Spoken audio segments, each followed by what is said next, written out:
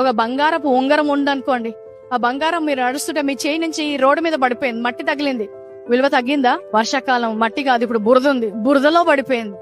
ఇప్పుడు ఆ బంగారం విలువ తగ్గిందా? వాడి కొంతమంది ఉంగరాలు వంకర పోతాయి. వంకర అయినంత మాత్రాన ఆ విలువ తగ్గిందా? కాబట్టి ఏదో ఒక పరిస్థితిలో వెళ్ళినందుకు, ఏదో మట్టి బురద నీ జీవితానికి అంటినంత మాత్రాన ఆయన నిన్ను విలువ తక్కువ చేసి చూపించే దేవుడు కాదు.